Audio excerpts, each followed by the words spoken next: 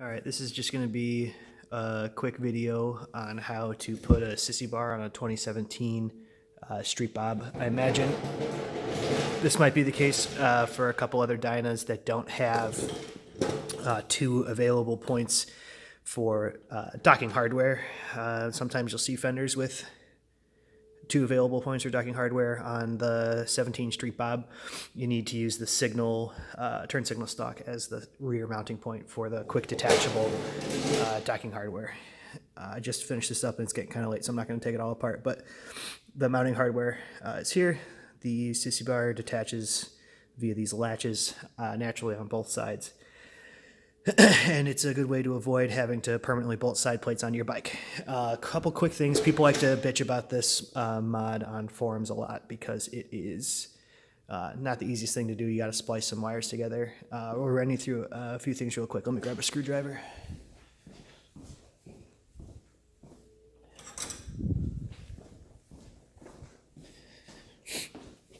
So these lenses pop off real easy. This is the important part I want to show you. You just hook it into the little detent on the side there, give it a twist, and it comes off. These bulbs, you should push and turn them, and they come out.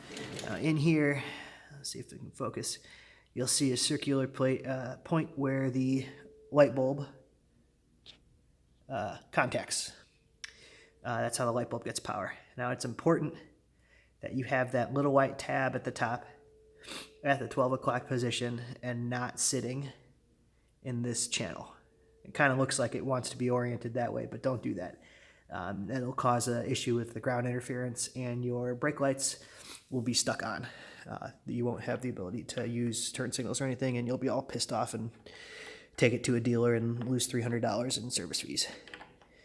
Bulb just goes back in. You'll see that the notches that it lock in, one's higher and one is lower. Those correspond to detents in the socket.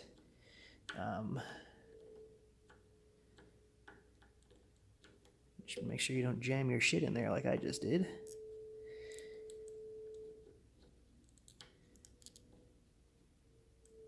And you should be good to go. Pop your lens cover back on, and that is about it. Trying to think of any other weird pieces I went to. Oh, okay. This stock comes in several pieces. You got this jam nut on the side, and you've got some other pieces. You've got a couple different retainers, or I'm sorry, recess covers that cover different parts. This one covers a detent in the fender strut, and this covers a detent where the original hardware on the turn signal attached to. Make sure you have those on, obviously, when you put them in, but the way that this kind of attaches is you have to build this stock on the fender strut first and then screw this housing in. It's threaded on the end here, and this bullet housing kind of threads onto the end. So you'll construct this. You'll go recess cover, your Harley-Davidson docking hardware. This is just a bare part of the strut.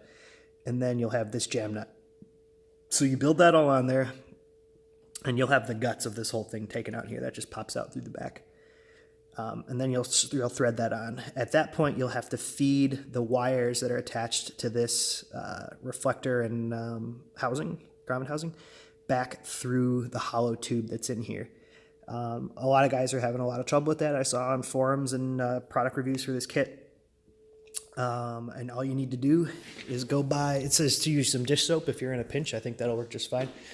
Go get you some wire and cable pulling lubricant. Get some on your hands and just push the wires through after you've just kind of run them through your fingers and gotten the lubricant on there. Those are the best tips I can give you for this. I hope your project goes well. Harley also in the project notes kind of lists that you need to relocate your license plate, obviously from this side. These stocks don't have any extra room for that weird kind of license plate mounting bracket thing that came on these Street Bobs. Don't be a sucker and spend like $200 getting that big ugly thing that mounts back here. You're not going to want that. So all you got to do instead of that, yank your license plate light wire. You'll see it when you cut it out of here.